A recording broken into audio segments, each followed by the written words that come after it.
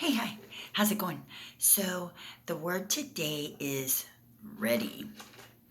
Like, ready, prepared, aware. I sometimes say born ready. You ready? Yes, born ready. But technically, when you think about it, you're not born ready. You're born into the world, which is a constant battle until you find God and are streamlined with God. And then, and only then, do you have the instructions to be ready for every battle, ready for every situation, ready for anything. It's Ephesians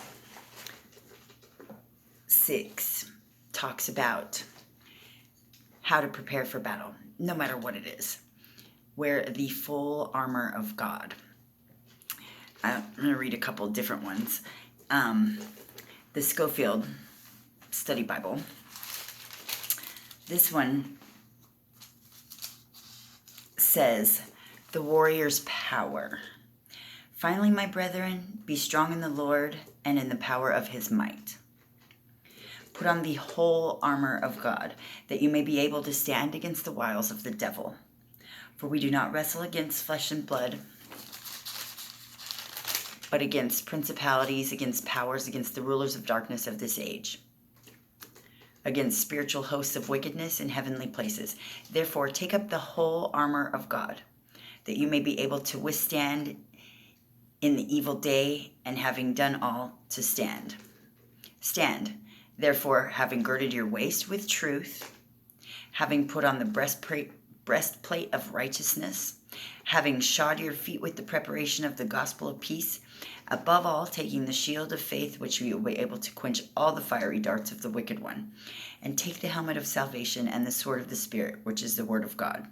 Praying always, with prayer and supplication in the Spirit, being watchful to this end, with all perseverance and supplication for all the saints. So, you can't just have a peace. You can't just have salvation or faith or truth. You have to have the full armor of God. And no matter what you come across, you will overcome. You will be more than a conqueror. The ERV version says, stand strong with the belt of truth tied around your waist. On your chest, wear the protection of right living. On your feet, wear the good news of peace to help you stand strong. Also use the shield of faith with which you can stop all the burning arrows that come from the evil one. Accept God's salvation as your helmet. Take the sword of the Spirit. That sword is the teaching of God. Pray in the Spirit at all times. Pray with all kinds of prayers. Ask for everything you need. To do this, you must always be ready. Never give up. Always pray for all of God's people. Ready, prepared. You'll come through constant battles in life. And if you don't know the promises that are in the Word and the instructions of how to deal with situations, then you won't be ready. And things will eat you alive. The devil, like it says, the wiles of the devil. He thinks he's tricky. And if you give him an inch, he'll take a mile. But the only place the devil has is the place that you give him. So he's under our feet. Remember that. And I like to do it physically. The helmet of salvation, the breastplate of righteousness, the belt of truth, the shoes of peace, the shield of faith, the sword of the Spirit. That way, like, you're standing in the mirror and you see yourself all armored up. Yeah, it's good stuff. One of my pastors, I heard him say this yesterday. You can't. What did he say? Craig Hagan said this. He was making a joke.